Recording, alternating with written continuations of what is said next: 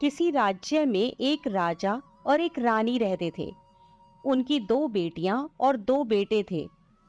उनकी एक बेटी का नाम अमावस्या और दूसरी बेटी का नाम पूर्णिमा था। पूर्णिमा बहुत ही धार्मिक स्वभाव की थी। वह हमेशा पूजा पाठ किया करती थी और गाय की सेवा किया करती थी। घर का सारा काम भी करती थी। लेकिन अमावस्या का पूजा पाठ में कोई मन नहीं लगता था। वह कभी भी न तो कोई पूजा करती, न ही कोई घर का काम करती थी। दोनों बहनें एक दूसरे से बहुत प्यार करती थीं। राजा रानी का व्यवहार भी पूर्णिमा के प्रति अच्छा नहीं था। वह अमावस्या को तो चाहते थे और अपने दोनों पुत्रों से भी प्यार करते थे, लेकिन पूर्णिमाशी को नहीं करते थे। धीरे धीरे समय निकलता है। राजा रानी के बच्चे बड़े हो जाते हैं। राजा अपने दोनों बेटों का विवाह कर देते हैं। अब बेटियां भी बड़ी हो रही थीं।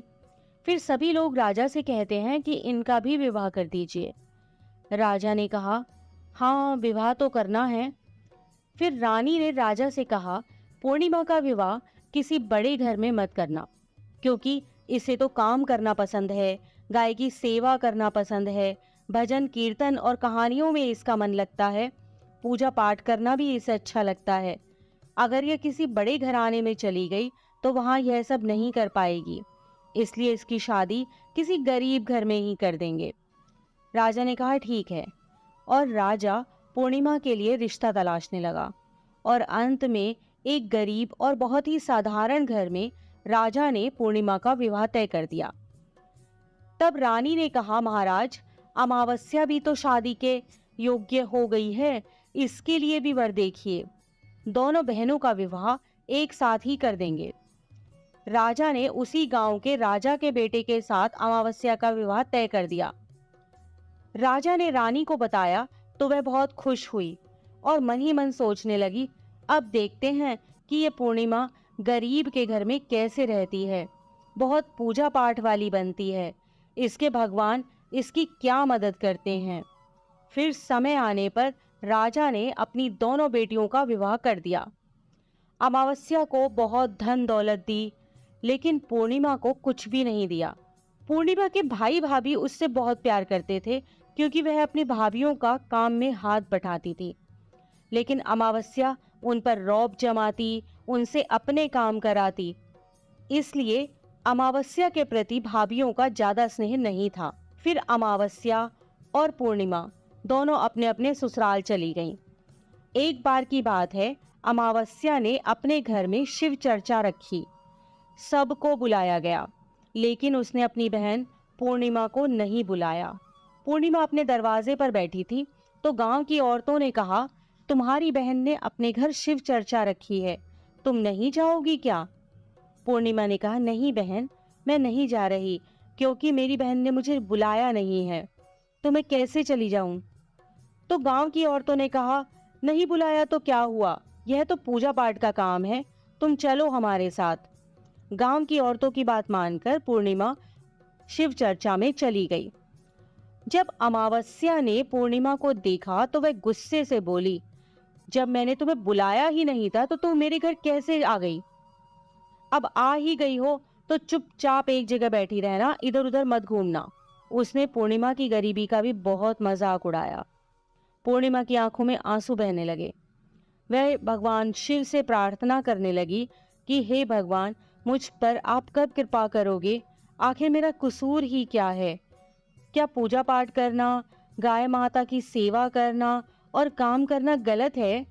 भगवान, अब तो मुझ पर रहम करो। इस तरह वह भगवान से विनती करने लगी। शिव चर्चा पूरी हो गई और अमावस्या ने सबको प्रसाद दिया, लेकिन पूर्णिमा को प्रसाद नहीं दिया। वह वहां से बिना प्रसाद के वापस आ गई। वह रास्ते में सोचती है कि घर पर बच्चे प्रसाद मांगेंगे तो मैं उन्हें क्या कहूंगी। फिर उसके मन में एक विचार आया कि क्यों ना अपने भाई भाभी से ही मिलकर आ जाऊं। वह अपने पति और बच्चों को बताकर अपने मायके जाने के लिए निकल गई। चलते चलते उसे एक तुलसी का पेड़ मिला। वहां एक चबूतरा बना था, जिस पर एक बूढ़ी माई बैठी थी। उस बूढ़ी माई ने पूर्णिमा से कहा, बेटी, तुम कौन हो और कहाँ जा रही हो? तब पूर्णिमा ने बूढ़ी माँ को अपना परिचय दिया और फिर बूढ़ी माँ ने कहा, बेटी देखो, मेरा तुलसी का पौधा सूखा जा रहा है, इसमें थोड़ा जल डाल दो और चबूतरे की भी धुलाई कर दो तो थोड़ी ठंडक मिलेगी। पूर्णिमा ने बहुत अच्छे तरीके से चबूतरे को धोया, तुलसी में जल दिया और तुलसी की पूजा की। उसने बूढ़ी माँ को भी स्नान कराया और उनके चरण दबाए। फिर पूर्णिमा ने कहा, माँ जी, और कोई काम हो तो बता दीजिए, अगर नहीं है तो क्या मैं जाऊं? तो बूढ़ी माँ ने कहा, नहीं बेटी, और कोई काम नहीं है, अब तुम जाओ। और उसे खूब आशीर्वाद दिया, लेकिन तुम अपने मायके से लौटते समय मुझसे मिलकर जाना। उसने कहा, ठीक है माँ। और वह आगे चल पड़ी। चलते चलते रास्ते में उसे एक शिव मंदिर मिला। वहां भी एक चबूतरा था, उस पर एक बूढ़े बाबा बैठे हुए थे। वे और कोई नहीं, स्वयं शिव भगवान थे, लेकिन पूर्णिमा उन्हें पहचान नहीं पाई। बूढ़े बाबा ने कहा, तुम कौन हो बेटी? तो पूर्णिमा बोली, क्या बात है बाबा? बाबा ने कहा, बेटी, क्या तुम इस मंदिर की सफाई कर दोगी? बहुत गंदा हो गया है। और चबूतरा भी धो देना। मेरे नहाने के लिए 2 बाल्टी पानी भर दो, तो तुम्हारा बहुत एहसान होगा। पूर्णिमा ने खुशी खुशी बाबा के सारे काम कर दिए और भगवान शिव की पूजा की। थोड़ा और आगे चली तो उसे काली माता का मंदिर मिला। काली माँ भी एक बूढ़ी माँ के रूप में वहां बैठी थी। काली माँ ने कहा, बेटी कौन हो? तो पूर्णिमा ने अपना नाम बताया और कहा, क्या बात है माँ जी? तो बूढ़ी माँ ने कहा, बेटी, जहाँ सब पूजा पाठ करके तो चले जाते हैं, कोई मंदिर साफ नहीं करता। देखो मंदिर कितना गंदा हो गया है, जरा इसकी साफ सफाई कर दो। पूर्णिमा ने मंदिर की साफ सफाई की और उसने काली माँ का श्रृंगार किया, पूजा की। उसके बाद बूढ़ी माँ को भी स्नान कराया और उसके हाथ पैर दबाए। फिर वह आगे बढ़ी तो एक नदी मिली। वहां भी एक बूढ़ी माँ बैठी थी और वह और कोई नहीं, स्वयं गंगा मैया थी। उन्होंने कहा, बेटी तुम कौन हो? तब पूर्णिमा ने अपना नाम बता दिया और फिर बूढ़ी माँ ने कहा, बेटी, यहाँ सब स्नान करके तो चले जाते हैं, लेकिन कोई सफाई नहीं करता, तुम यहाँ की साफ सफाई कर दो। उसने वहां की भी साफ सफाई कर दी। फिर वह बूढ़ी माँ भी उसे आशीर्वाद देने लगती हैं। फिर वह एक नाव में बैठकर नदी के उस पार चली जाती है। नाव में फूल बिछे होते हैं। वो फूलों की नाव में बैठकर अपने मायके पहुंच जाती है। उसके भाई भाभी पूर्णिमा को देखकर बहुत खुश हो जाते हैं और उसकी खूब खातिरदारी करते हैं।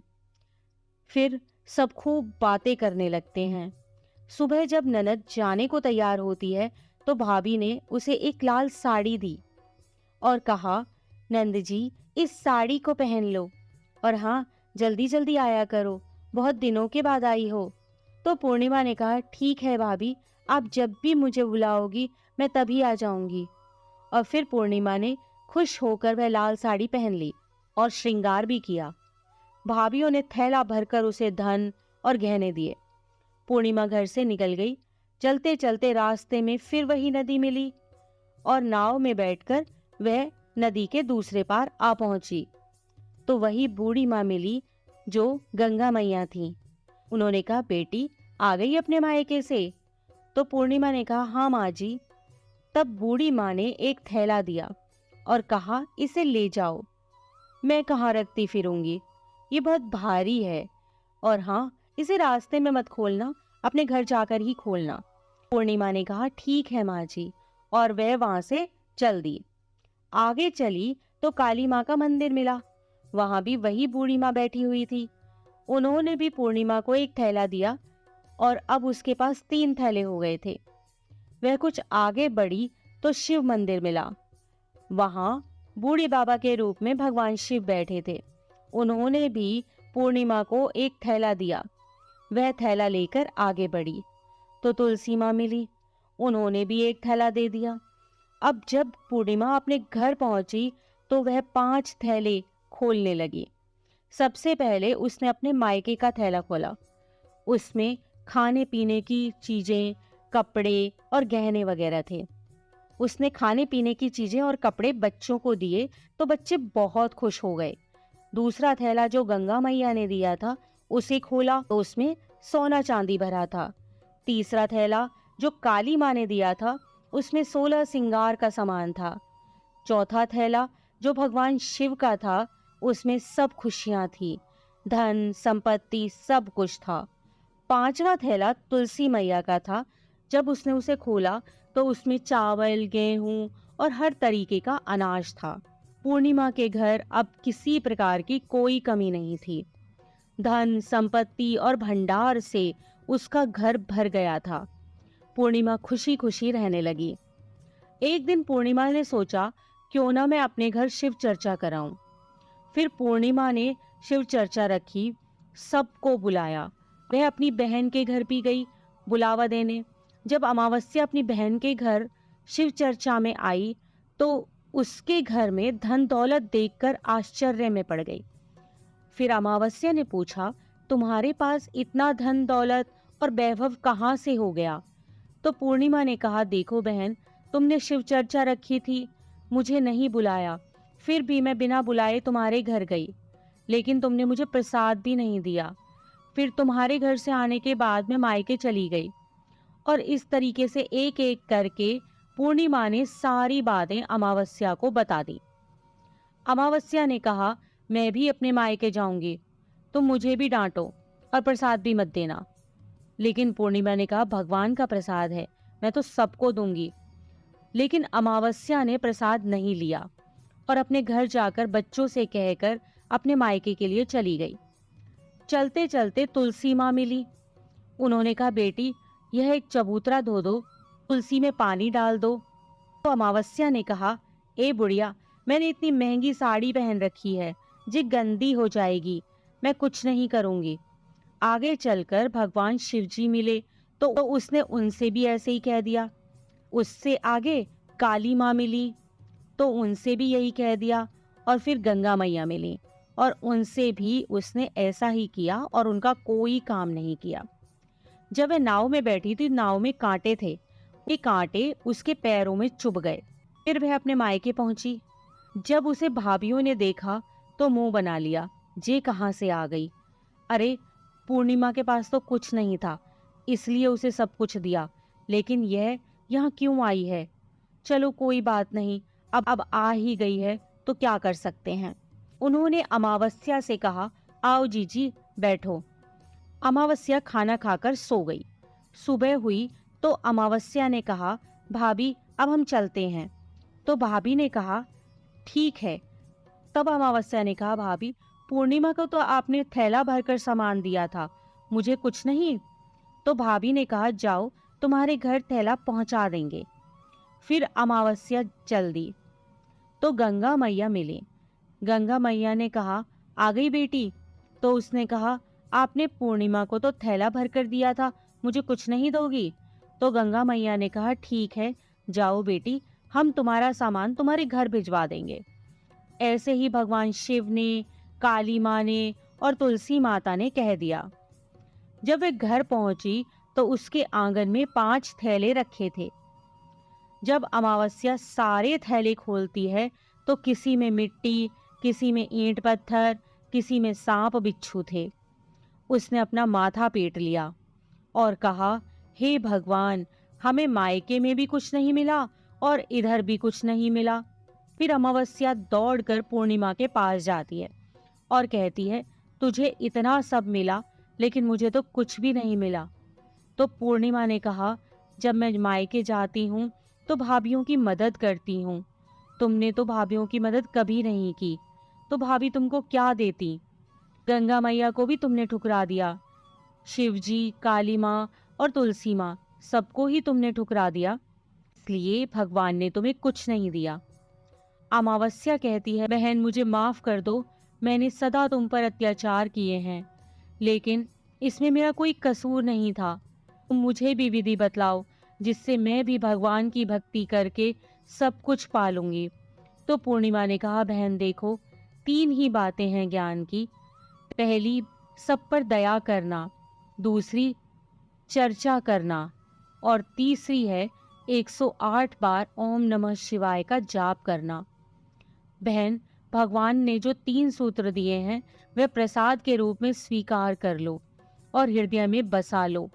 मैंने सच्चे मन से भगवान का पूजा पाठ किया, सबकी मदद की, सबका काम किया, इसलिए मुझे सब कुछ मिला। और तुम्हारे पास जो भी था वह भी खत्म हो गया। अमावस्या अपने घर गई और खूब पूजा पाठ करने लगी और भगवान शिव से उसने मन ही मन माफी मांगी।